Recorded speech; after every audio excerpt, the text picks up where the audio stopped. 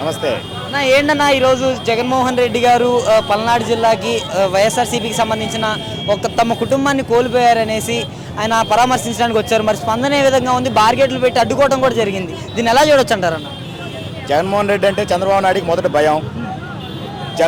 జనము పోలీసుల చేత కంట్రోల్ చేస్తే జనం ఆగే జనం కాదు, అది వాస్తవం. జగన్మోహన్ రెడ్డి ఒక్కడే 40% ఓటు.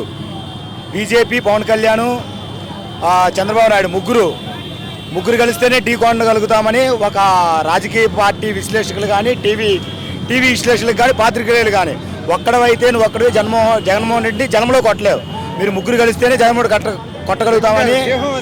ఏమి చంద్రబాబు నాయుడు 2-3 రోజులు ఢిల్లీలో పావులు కలిపి పురంధేశ్వరిని అమిత్ షాకి అటాచ్ పెట్టేసి 4-5 రోజులు అక్కడ ఉండేసి వాళ్ళతో పొత్తు పెట్టుకొని వచ్చేసి పవన్ కళ్యాణ్ అనే వాడిని ఆశ చూపించి నీకు నేనున్నాను ఉప ముఖ్యమంత్రి స్థాయిని ముందే చెప్పి నాయన్ల ఓట్లు వాడుకొని ముగ్గురు కలిసి వచ్చి జగన్మోహన్ రెడ్డిని కొట్టడానికి వచ్చారు. జగన్మోహన్ రెడ్డి చేసిన మంచి పథకాల ద్వారా నేను అధికారంలోకి వస్తానని ఒక నమ్మకంతో జగన్మోహన్ రెడ్డి ఉన్నాడు. వాళ్ళేమో కూటమి ప్రభుత్వం కేంద్రంతో అటాచ్ పెట్టుకొని ఈవీఎంలు మోసం చేసి ఈవీఎంల ఓట్ల ద్వారా గెలిచారు. ఇవాళ చూస్తే ప్రజాదరణ చూస్తే జగన్మోహన్ రెడ్డి రాష్ట్రంలో ప్రతి తెలుగుదేశం నాయకుడికి గుండెల్లో రైళ్లు పరిగెడుతున్నాయి. నెక్స్ట్ జగన్మోహన్ రెడ్డి అధికారంలోకి వస్తే మన పరిస్థితి ఏంది? మనం ఎటు వెళ్ళిపోవాలి? రెడ్ బుక్ చూసి వైఎస్ఆర్సీపీ నేతలకి ప్యాంట్లు తడిచిపోతున్నాయి అంటున్నారు ఏంటన్నా? మరి రెడ్ బుక్ నారా లోకేష్ ఒక్కడే రాశాడు, బ్లూ బుక్ వైఎస్ఆర్ కార్యకర్త ప్రతి ఒక్కడూ రాస్తున్నాడు. ఎవరికైతే ఏ అధికారి నుంచి ఇబ్బంది వస్తున్నాడో వాడు బ్లూ బుక్ లో రాసుకొని పెట్టుకున్నాడు. రేపు జగన్ గవర్నమెంట్ వచ్చిన మరుక్షణం సాయంత్రమే ఒక పోలీస్ అధికారినైనా సరే, ఒక ఎస్ఐనైనా సరే, ఒక డిఎస్పీనైనా, ఒక ఎస్పీనైనా సరే మన కార్యకర్తలు ఏ రూపంగా చేస్తారో చూసుకోండి ఒకసారి.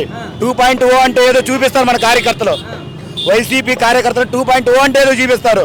కిరాక్ ఆర్పీ పరిస్థితి ఏంటంటారు? మరి కిరాక్ ఆర్పీ దొరికితే ఆ రోజు సాయంత్రం చచ్చిపోతాడు, దొరకకపోతే మరుసటి రోజు. మొన్న భారతీయ మీద దేవుడు ఒకడు అనౌన్స్ చేశాడు, కిరణ్, వాడు కూడా అయిపోతాడు. వాడు దేవాంశ్ అనే ఒకడు ఉన్నాడు, టీడీపీ పొలిట్ బ్యూరో సభ్యుడు అని వాడు వయసు అంతా జగన్మోహన్ రెడ్డికి హాఫ్ వయసు లేడు.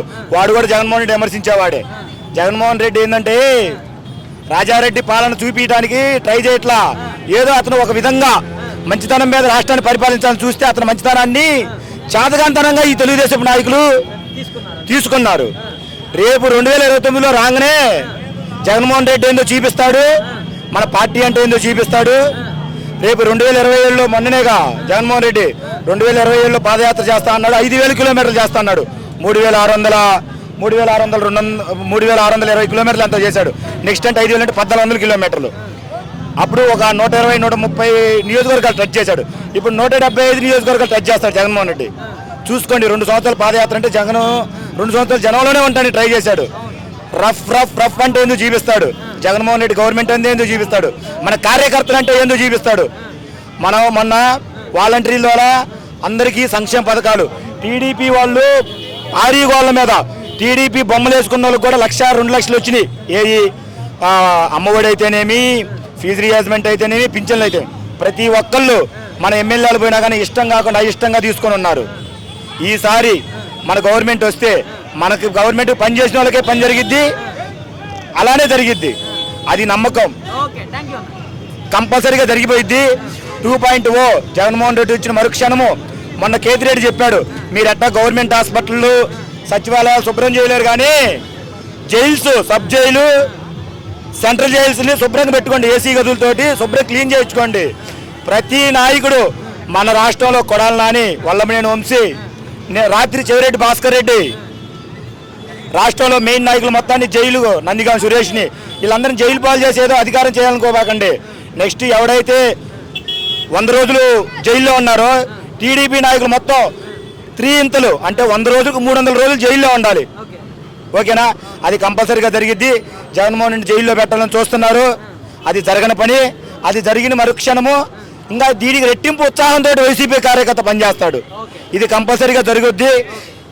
నేను చెప్పబోయేది ఏంటంటే మీ టీవీ ద్వారా 2019 to 24 జగన్మోహన్ రెడ్డి పాలన చూసి ఎవరు భయపడద్దు, అలానే జరిగిద్దని. అందుకే పదే చెప్తున్నాడు, మన కార్యకర్తను నేను రక్షించుకుంటాను, మన కార్యకర్తకు అండగా ఉంటానని చెప్తున్నాడు. అది నమ్మి మీరు ఎలక్షన్ చేయండి. 2029లో మనము 175కి మనకి 11 సీట్లు వచ్చినాయి అన్నారు కదా. ఈసారి 2029లో తెలుగుదేశం నాయకులకి 11 సీట్లు కూడా రావు, 0 వస్తాయి.